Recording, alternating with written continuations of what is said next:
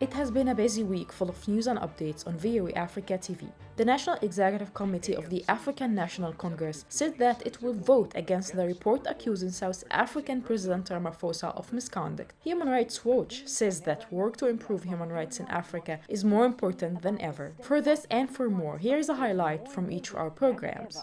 On Africa 54, South Africa's governing African National Congress National Executive Committee says the party will vote against adoption of a report that found initial evidence President Cyril Ramaphosa may have violated the Constitution. The National Assembly is debating the report on Tuesday. Meanwhile, Ramaphosa has filed court papers challenging the report. Outside a meeting venue in Johannesburg, a crowd sang its support for Cyril Ramaphosa. But inside, the fate of the South African president was hanging in the balance. The executive committee of his ruling African National Congress met to discuss allegations he may have committed misconduct and violated his oath of office. That follows a report by a panel of experts into allegations that large sums of foreign currency were hidden at Ramaphosa's game farm, and that he failed to report the money missing when it was stolen in 2020. on Straight Talk Africa, December 10th is Human Rights Day, and today we're taking stock of the state of human rights in African countries. The African Commission on Human and People's Rights was established 35 years ago to protect and promote the rights of people across the African continent. Well, earlier I spoke to Human Rights Watch's Karina Kaneza Nantulia about the rights body and why she says its work is more important than ever.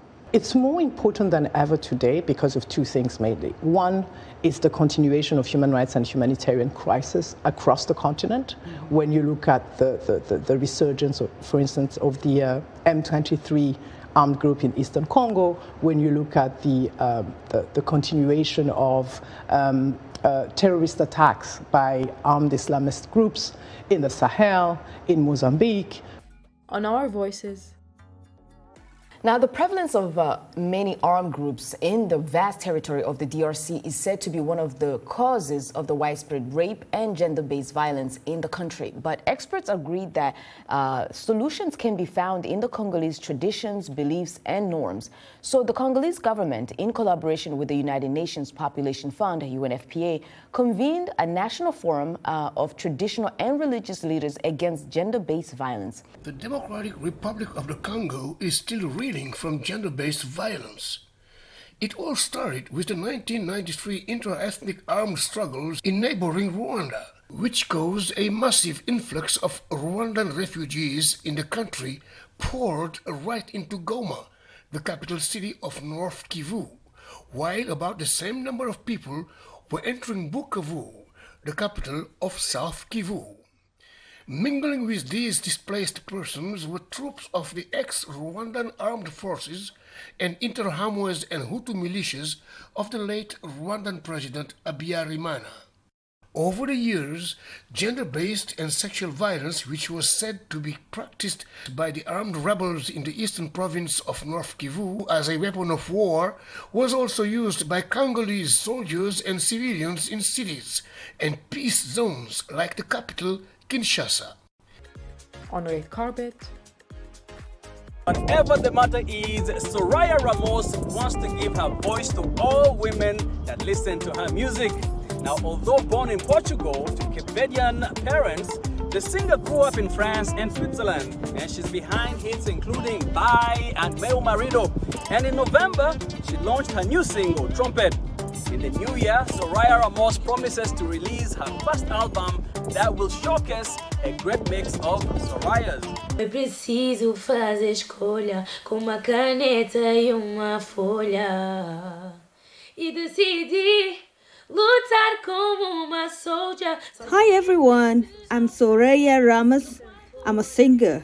I've been singing since I was 9 years old, but my career started for real when I was 18. And today it's a great pleasure to represent the Lusophone world.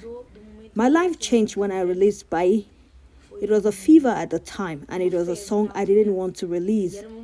It turned out to be a surprise because it was a real fever in the whole Lusophone world.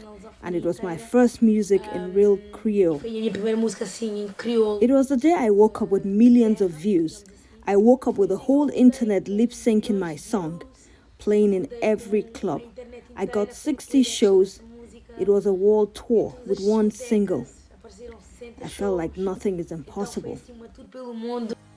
On Healthy Living. The prostate is a gland found only in males. It makes some of the fluid that is part of semen. The American Cancer Society says prostate cancer begins when cells in the prostate gland start to grow out of control. And some prostate cancers grow and spread quickly, but most grow slowly. According to the International Research on Cancer, more than 1.4 million people were diagnosed with prostate cancer in 2020. Prostate cancer is more common in men who are over 50 years. African compared to American, people from Europe, African are having more prostate cancer. And then it have been observed that people who are working in industry. And this and more have been happening this week on VOA Africa TV. That was Angie Omar for voaafrica.com.